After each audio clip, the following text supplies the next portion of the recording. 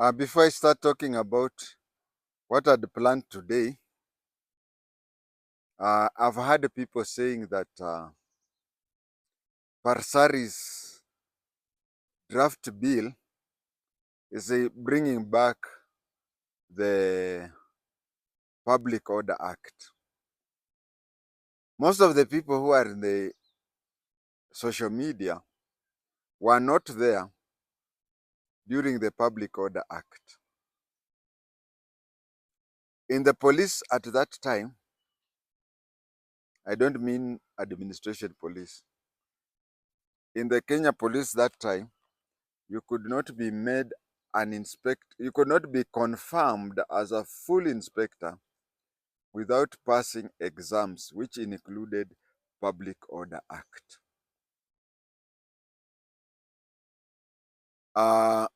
In my view, having studied Public Order Act and utilized it during the time when it was on, PARSARIS draft bill is worse than Public Order Act. I'll come to that, but I felt it was important for me to compare and contrast the Public Order Act as it was then and PARSARIS Act bill as currently constituted. In my humble view, PARSARIS bill is worse than Public Order Act in the following way. One, the Public Order Act in those years before it was repealed. When was it repealed? In 2002. Okay, what I'm trying to say is that it was repealed over 20 years ago. So if you are in your 30s, then you have never had, if you're 35 and below, you are hearing about Public Order Act. And if you are 45 and below, you have a rough idea of Public Order Act. This is the first difference which makes Public Order Act be better than PARSARIS, is that Public Order Act was not against the Constitution as it was at that time. PARSARIS bill is against the 2010 Constitution, because the 2010 Constitution does not give any other person permission to give you permission to picket. It doesn't give anybody any of that whatever. According to PARSARIS bill, you have to seek for permission from the police. And the Constitution says you don't have to seek from anybody.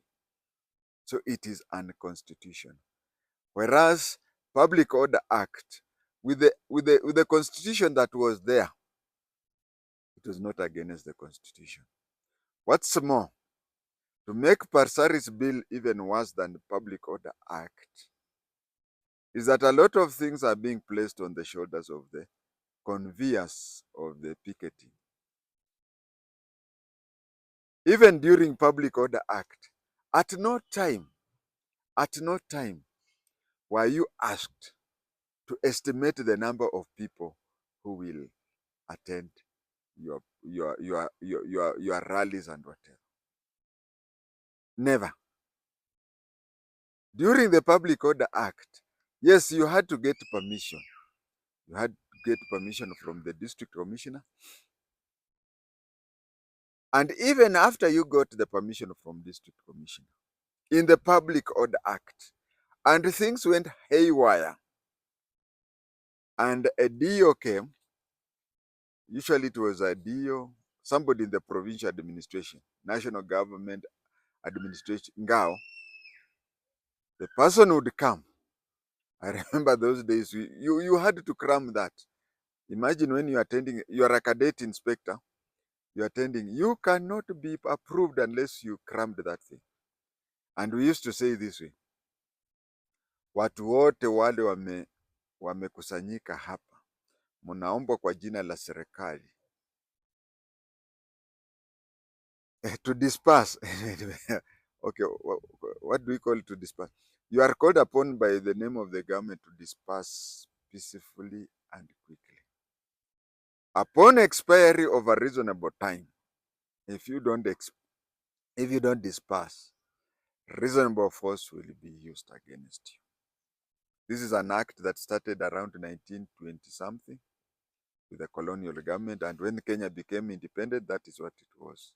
What I'm trying to say is that in those days of the Public Order Act, imagine even the convener of the maandamano demonstration, it was not even a single time were you asked to say how many people were to be there.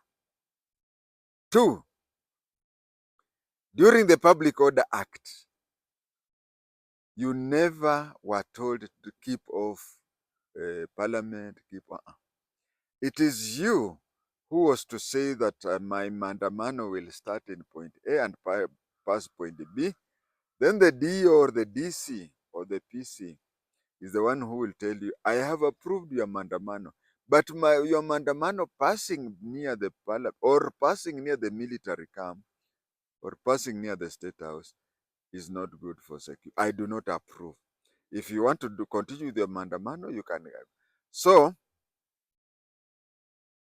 during the Public Order Act, at no time were certain areas, but the administrators, the DOs, the DCs, the PCs, had the power to stop you from using certain routes for security of yourself, for security of the people who reside, or any other person.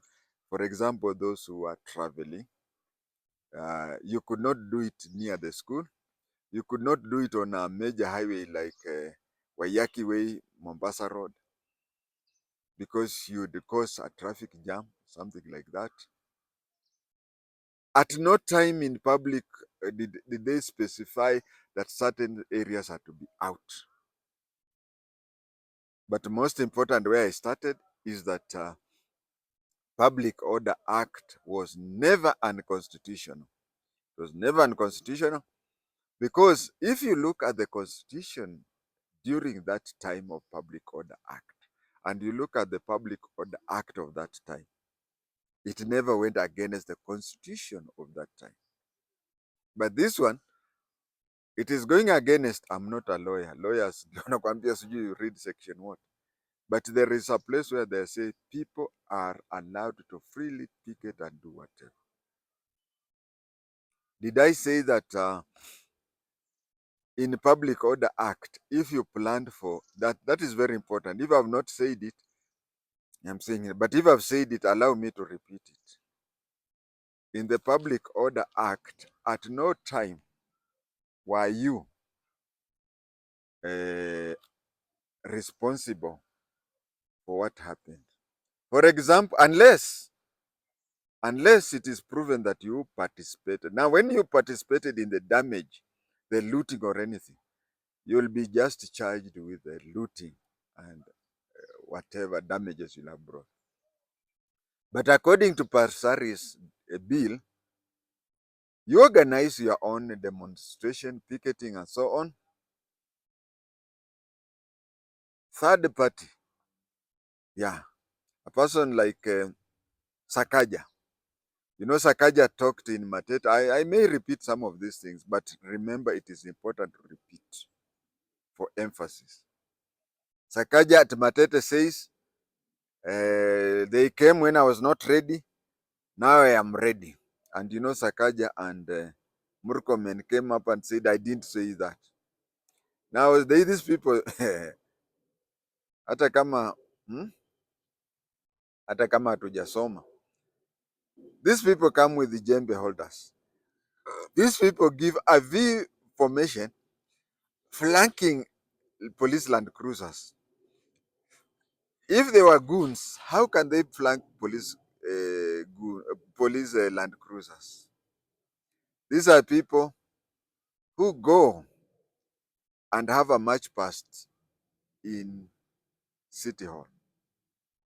Now, if PARSARIS bill becomes a law, and you organize your own demonstration against Sakaja, Sakaja comes up with these people, flanked with the police land cruisers. They come and break people's vehicles, then you pay for it. That is a very simple thing about Esther PARSARIS bill. But when you come to Public Order Act, is that you are licensed to carry a demonstration. Your license should there be first of all, your license is allowed by the DC. Now PARSARIS has transferred that to the police. Instead of the DCs during those days. And the law says nobody can, the constitution says nobody can stop you from your picketing, but now the police stops you. In the 2010 constitution says that during the demonstration or anything, should there be insecurity or anything, then the police can only stop it as far as okay, let us even assume for once that genuine insecurity has come in, because my theory is 20% of the looters are from this side, 20% are from this, and the remaining 60% are the opportunistic looters. Now let us say that the two groups, the government and the opposition, each does not bring in their goons. Let us leave things to the opportunistic looters. Of course, the police can stop such a thing because they have discovered that we are now having opportunistic looters. Not of having formed a prior arrangement or anything. No. So that is how, in my belief, that the bill, I've taken some time to give my own opinion why some people are saying that this PARSARIS bill is worse than no, it's similar. No, not even similar. It is exactly a Public Order Act, but I'm saying that Public Order Act, however draconian it was, but what PARSARIS is doing is it's worse than Public Order Act, because Public Order Act never went against the then constitution, but PARSARIS bill is going against the current constitution. Mine is now to the topic that brought me here today. Mine is a reaction for the law, which to many is the Return of Public Order Act. You can call it heads, I can call it tails, but it is the same coin, only that we are observing it from different angles. You see, what I'm trying to say is that this is just a modified Public Order Act, but worse than that.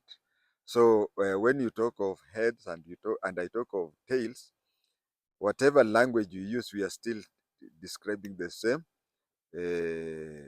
same coin. So my interpretation is that this is an easy way of going against the constitutional right of peaceful picketing. My interpretation of the 2010 Constitution of Kenya is that the government or any of its organ have no right to stop such meetings. Actually, the police only need to be notified and even assisted in keeping law and order. Why am I saying that actually the police only need to be notified and even assisted to keep law and order? As you are doing your picketing, you'll reach a place and then identify certain people. You know your people better. or you even know better than the police, people who are participating in that picketing with ulterior motive, with motives which are not associated in any way with what you are doing. And in most cases, the opportunistic lawbreakers, it is good for you to identify them and notify the police who are around there that I don't think this is a group, this group is with us, or I think this group is out too. Just like you can start your own group demonstration, and some people come and start using languages.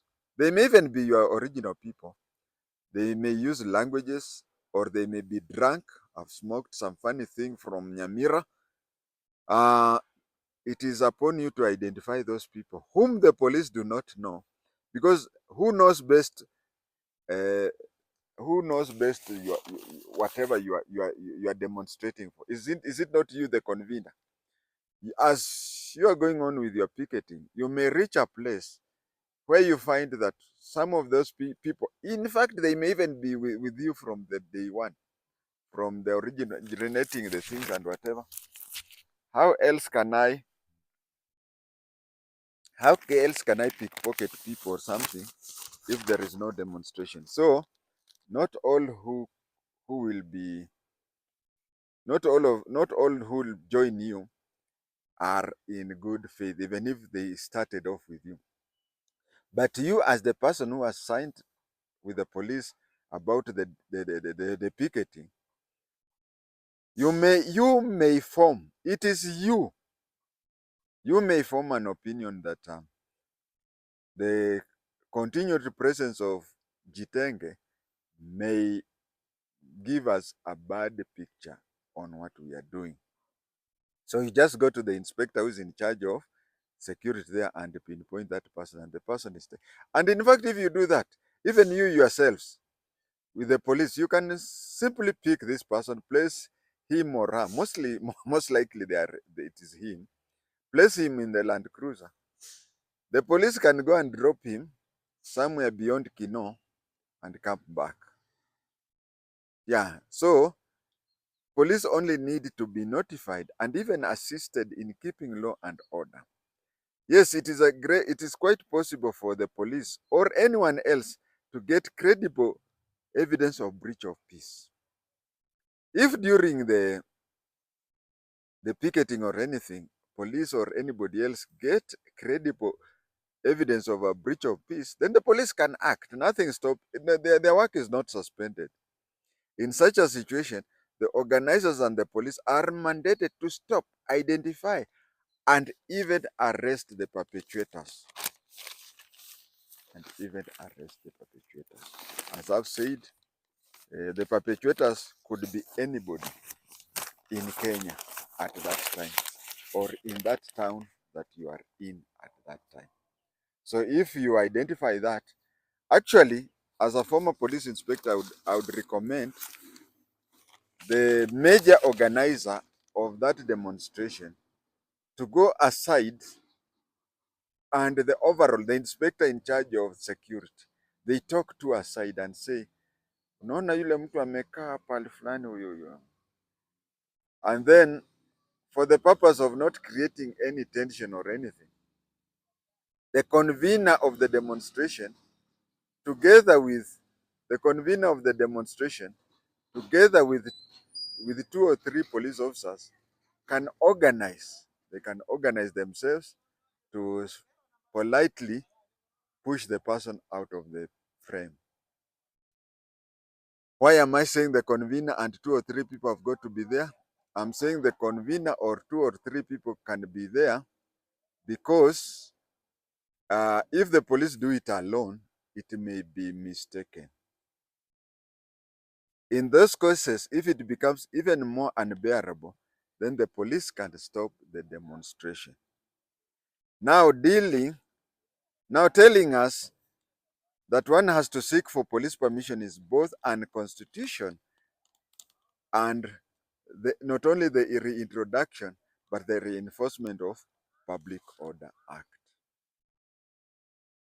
In the 2010 Constitution of Kenya, you ask nobody, no permission. Another problem is to do with the requirement that one has to predict the number of people to attend. PARSARIS is a politician. Is there any public meeting that she has ever convened? Is there any public meeting that she has ever convened where she can predict the number of people to come to attend sincerely? Just like my YouTube uploads, I have had uploads that I have had great expectation only to have a handful viewers.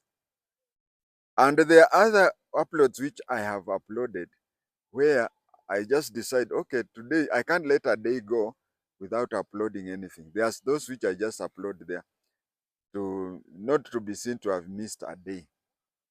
And you find that those ones, a lot of views are made. So there is no way you can predict the number of people going to attend. You may have a very good topic, people may not come. You may not have something to say, but people may turn up. There is no way. There is only the Holy Trinity that can predict the number of people going to be there. Now let us look at the events that happened at Kenya Human Rights Commission. Political leadership, both in government and in the opposition, do hire goons. And it is upon all of us to find a way of stopping these politicians and the goons. You have seen an example of jembe handle welders who are hired by Sakaja. Is there any law that can stop that? Well, in Kenya, in my over 60 years of life in Kenya, I have come to realize that Sakaja is doing that because he's on the government side.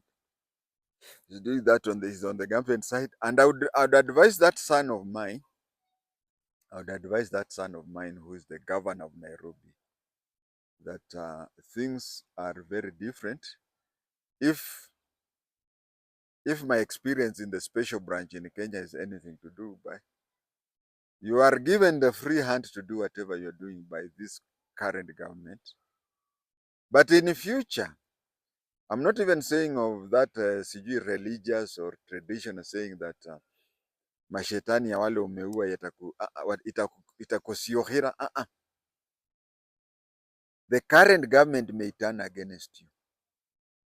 Or a future government may come in and they will revive these goons you are doing so. So the only way you can be sure of either this current government not turning against you or future government not turning against you against this goon, or even Hosiohira, those people, those people may maim or kill people, and those people they are killed, they may siohira you. That is a very complicated Latin word. When these people siohira you, it is the best way to avoid such things is to do only one thing. Don't do it. Don't do it. Those boys who entered a private property had jembe holders, similar to those youths who were flanking the police Land Cruisers, who later had a march past at the city hall and were in praise of Sakaja. They have the same things. They have the same thing. They have the same similarities. They are using the motorbikes. I have a few questions to ask and directed to the government. From 2003 to 2021, we have been having 7th of July. Each year has a 7th of July. Why have we not been observing Saba Saba Day in those 7th of July? Why has it been revived? You see, it is this revival of Saba Saba thing, and now we have the 25th, is it 25th of June? Now it is going to be there. Why are we having that? Don't we have that? Did we have Saba Saba between 2003 and 2021? Why had we forgotten? You have seen Raila saying that in all those years, there is no single year that Raila has not gone to Kamkunji on 7th of July. Why is it that we are now remembering the 7th of July? It is because of the high-handedness of the current government. If we would, Kibaki did not do that, Uhuru did not do that. And then there is another question I want to ask. How can we curtail the government-financed goons? We cannot legislate against them. They all know that they are covered by the senior people, So there's nothing they can do. And if we legislate, we cannot legislate against them because they'll not be arrested. How can they arrest people who have been flanking the land cruisers? Let me ask a question. Who tipped these people about what was happening along near Valley Arcade, along Gatanga Road? Is it Gitanga Road? Who tipped them? Is it not a member of the intelligence? Now, if you're saying that we should be given licenses to picket in public, do you want to tell us that we now don't even have a freedom to enter into somebody's compound and have our own discussion? Which is easier, curtail the political financiers of goons or change the law? Remember, even after changing the law, the same politician can still finance the same goons or other goons. Madam Parsaris, as I was preparing this shoot, I learned that you have suspended the bill until further consultation. Let me offer you my little comment, and I'll repeat. From 2003 to 2021, I'm repeating, each and every year had a 7th of July. 7th of July is not February 29. February 29 is a leap year day, isn't it? So you can say certain years had February 29, certain years did not have. But all the years had 7th of July. Instead of legislating a temporary situation to a temporary problem, remember a few things. The finance bill of last year was done without consultations. It was put down the throats of people. Wapende wasipende. And the government pretended to have sacked the CSs, only for them to come back with full salary and a fraction of their duties. Remember, you may have thought that you have fooled these kids, but the truth is you have annoyed them more. Secondly, remember that this year's problem came about when one egoistic cop refused to ignore a social media post. You, Honorable Parsaris, has been a victim of countless social media posts. Have you changed the law? You have waded through like the soldier you are. But an emeritus commandant of the GSU went ballistic. He had several pro boxes with fake number plates visit Standard Media House. He had detectives travel 300 kilometers, 350 kilometers to, and a return trip of total of 700 kilometers, government fuel, just to pick a nobody from Homa Bay. Instead of you burning the whole house to kill a rat, why not approach the rat and leave the whole house intact? Supposing Lagat would have looked the other way, the way you have done. Actually, was it yesterday? Miguna even had posted some pictures of yours, private pictures of yours. And Miguna himself, let me now talk about my age mate. Miguna himself does not want people to even make any reference to his daughter. I want to say this. Whatever Parsaris has been photographed doing that, that is private, and that is, there is nothing to be shamed about. But what Miguna's daughter is doing and whatever, it is even the reason why Miguna gets annoyed and does ABCD. So that is why I'm saying that if the whole, instead of you burning the whole house to burn a rat, why not just kill that rat and leave the house intact? Supposing Lagat would have looked the other way, we would not be here. We would not have remembered. Now we have set up a new day.